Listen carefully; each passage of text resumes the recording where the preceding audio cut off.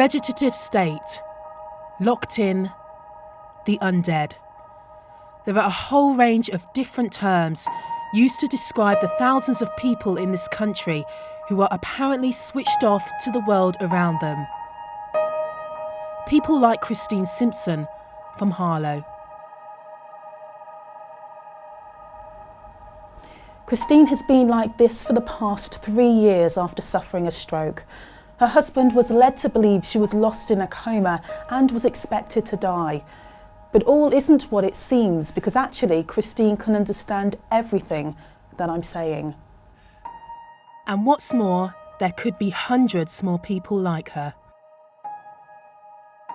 When we first met, it was we was going to a pop concert in Clacton, and we went on an old double-decker bus.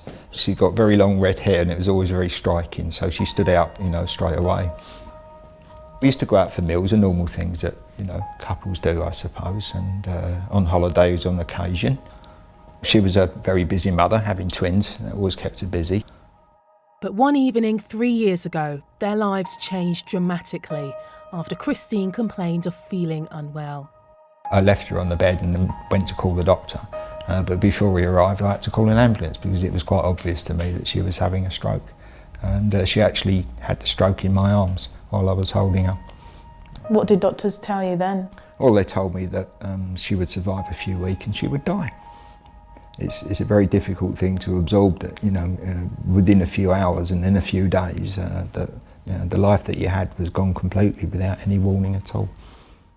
Colin was told Christine had suffered a brain stem stroke, was virtually in a coma and couldn't understand anything going on around her.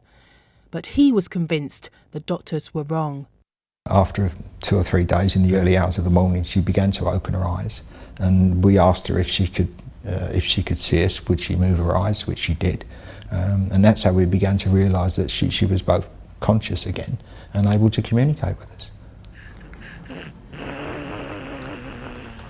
When she sounds like she's labouring a little bit, so we check her blood oxygen saturation. I'll look at you. And if it is a little bit low, which it is, I have to suction this off of the chest. A little bit of a cough. Ever since Christine's stroke, Colin has spent every day looking after her. Nice big breast for me. Okay, sweetheart. He's even had basic training in nursing.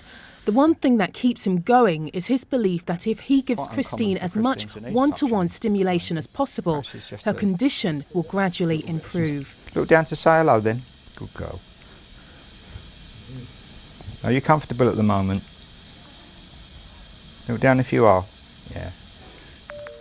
Cambridge neuroscientist Dr. Adrian Owen was one of the first in the country to suspect that some people diagnosed as being in a vegetative state could be aware of their surroundings. I scanned a patient from Addenbrooke's Hospital who was apparently vegetative, and we showed her pictures of her family and friends. And we saw activation in an area of the brain that we know responds to faces, and that was the first indication that we had that some of these patients might have some residual abilities that weren't obvious from the outside. When we first saw that this patient was actually consciously aware, I was absolutely gobsmacked. What he discovered was that while some patients described as vegetative were unable to express themselves through movement, their brain patterns showed awareness of their surroundings.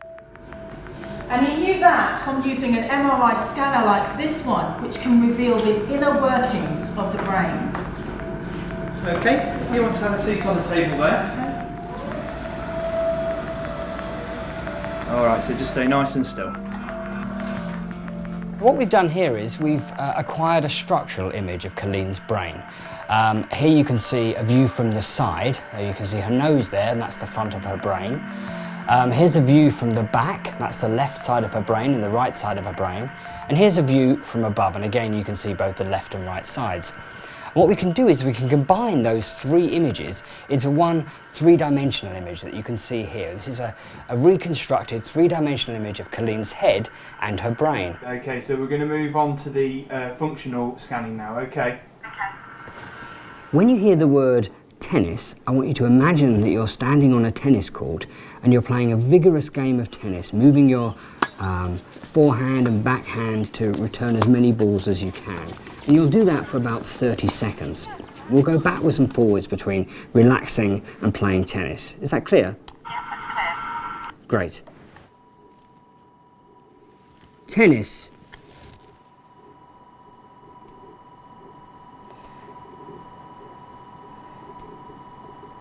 Yeah, she's imagining playing tennis. Rest. Wow, so this is my brain as I've never seen it before. It is, yeah. So how does asking questions about tennis help patients in a vegetative state? If we ask you to imagine playing tennis at a particular point during the scan, and we see that area of the brain light up that we know is involved in imagining playing tennis, then we can be sure that you understood what we asked you to do, you had memory for what we wanted you to do, and you could turn those memories and that understanding into an action. And that must mean that you're consciously aware of what's going on around you. You've seen your brain. Now look at this brain. Now this is a patient who, from the outside, was entirely vegetative, or at least appeared to be vegetative. No responses, no speech. She wouldn't blink if you asked her to blink. But when we asked her to imagine playing tennis, she produced activation in the premotor cortex that was indistinguishable from your own activation. Wow. It shows us that brain imaging can provide something in addition to clinical or bedside evaluation. So in this case, it told us that a patient that looked vegetative clinically was in fact entirely aware. It's important to stress that this will be a minority of patients. It doesn't mean that all vegetative patients are aware, but it does mean that we're now able to detect those that are. I was also told to imagine walking and navigating. Walk. And the reason for that is it causes a completely different area of the brain to light up. It's hoped this might lead to the next big breakthrough: communication with patients believed to have been in a vegetative state.